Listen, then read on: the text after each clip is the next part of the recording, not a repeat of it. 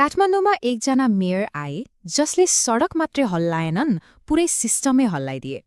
तर एउटा ठूलो प्रश्न उठ्छ, के बालिन आफैमा कमजोर हुन् वा उनी लडिरहेको सिस्टम चाहिँ असाध्यै बलियो छ? आज हामी यही प्रश्नको गहिराईमा पुग्ने कोसिस गर्नेछौँ। ल सुरु गरौँ।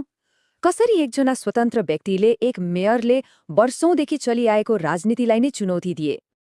अब हेर्नुस्, बालिन शाहको राजनीतिक प्रोफाइल कस्तो छ। उहाँ काठमाडौँको मेयर त बन्नुभयो, तर परम्परागत राजनीतिको कुनै पनि परिभाषामा फिट हुनुहुन्न।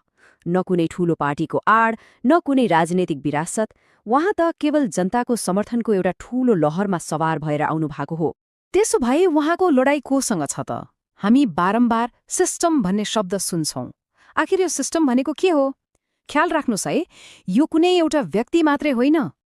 यो सिस्टम भनेको वर्षौंदेखि जमेर बसेको एउटा जटिल जालो हो। यसका धेरै पत्रहरू छन्, जस्तै कि एकदमै पुरानो र नचल्ने प्रशासन, राजनीतिक हस्तक्षेप, ठाउँ ठाउँमा बसेका बिचौलिया अनि आफ्नै फाइदाको लागि कानूनको दुरुपयोग। एक वाक्यमा भन्नुपर्दा सिस्टम भनेको जे जस्तो छ त्यस्तै चलिरहोस् भनेर बनाइएको स्वार्थको एउटा मजबुत संरचना हो। यसको एउटै काम हो परिवर्तनलाई रोक्नु। अब सोचौँ त, जब कोही एकजना व्यक्ति यो भीमकाय सिस्टमसँग एक्लै भिड्न खोज्छ, तब के होला? अब कुरा गरौँ कार्य र त्यसपछि सुरु हुने द्वन्द्वको। जब कुनै नयाँ कामको सुरुवात हुन्छ, तब त्यसले कसरी संस्थागत प्रतिरोधको सामना गर्छ? यो टक्रावलाई अझै प्रष्टसँग बुझौँ। एकातिर बालिनले केही प्रयासहरू गरे, अर्कोतिर सिस्टमले अवरोध गर्यो। जस्तै उहाँले अवैध संरचना हटाउन थाल्नुभयो, उताबाट कानूनी अडचनहरू देखा पर्न थाले।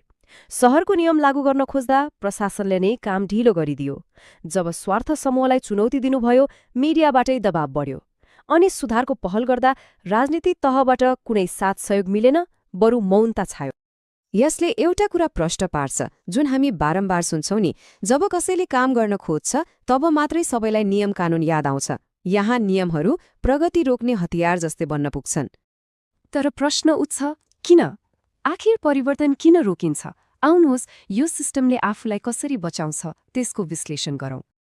यसको जवाफ एकदमै सिधा छ। सिस्टमलाई परिवर्तन मन पर्दैन। किन? किनभने कुनै पनि परिवर्तनले वर्षौंदेखि सुविधा पाइरहेका धेरैको सुविधा खोसिदिन्छ। त्यसैले बालिन जस्तो व्यक्तिको सानो सफलता पनि सिस्टमको लागि ठूलो खतरा बन्न पुग्छ। पहिलो त यसले अरू नेताहरू कति निष्क्रिय छन् भन्ने देखाइदिन्छ। दोस्रो, यो लडाईँ एक व्यक्तिसँग भन्दा पनि परिवर्तनको सन्देशसँग हुन्छ। अनि